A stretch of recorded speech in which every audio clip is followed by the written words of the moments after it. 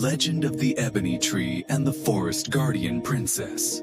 In a small village called Tanjung Karang, located in the dense forests of central Sulawesi, lived a princess named Dara Mandalika, known as the Forest Guardian Princess.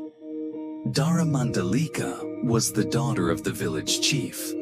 Respected for his wisdom, she possessed extraordinary beauty, with long hair as black as charcoal and eyes that sparkled like stars at night.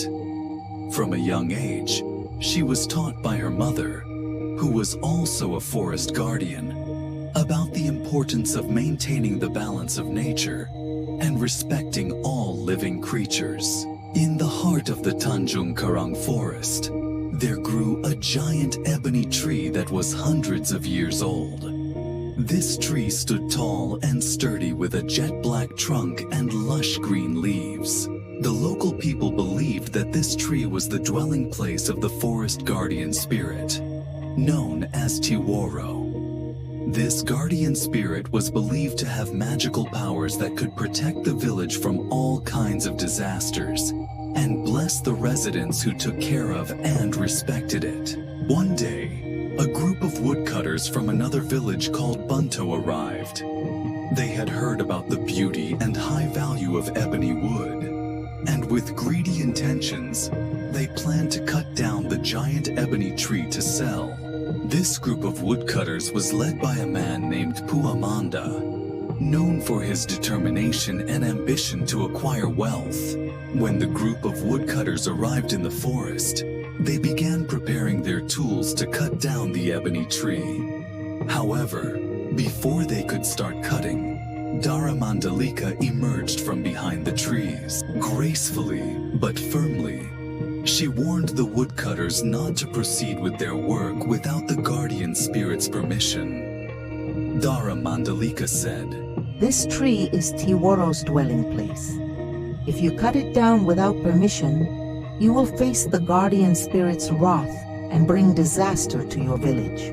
However, Puamanda and his group ignored Dara Mandalika's warning. They dismissed it as just a tale and insisted on cutting down the ebony tree. With axes and saws, they began attacking the sturdy trunk of the tree. At that moment, the clear sky suddenly turned dark. Black clouds gathered over the forest, and strong winds began to blow. A terrifying rumble was heard from afar.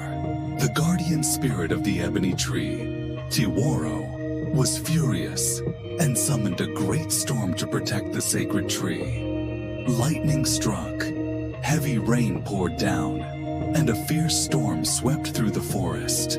The woodcutters' tools were shattered, and they were forced to flee in fear. Puamanda and his group vowed never to return to the forest and realized their mistake. After the storm subsided, Dara Mandalika lovingly tended to the ebony tree that had been injured by the loggers' actions. She offered prayers and offerings to Tiworo, asking for the tree to heal and regain its strength.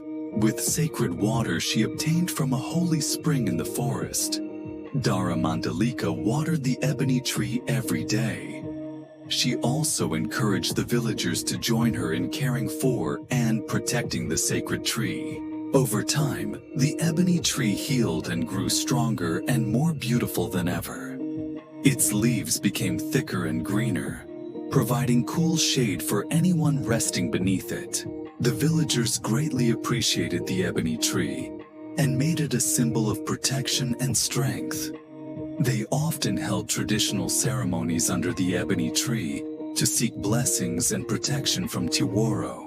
This legend teaches the community the importance of protecting and respecting nature, and realizing that every living being has its own role and power in maintaining the balance of nature. Dara Mandalika and the ebony tree became symbols of wisdom, strength, and prosperity for the people of Tanjung Karang. With all the richness of stories and values contained within it, the legend of the ebony tree and the forest guardian princess has become an inseparable part of the culture and traditions of the people of Central Sulawesi.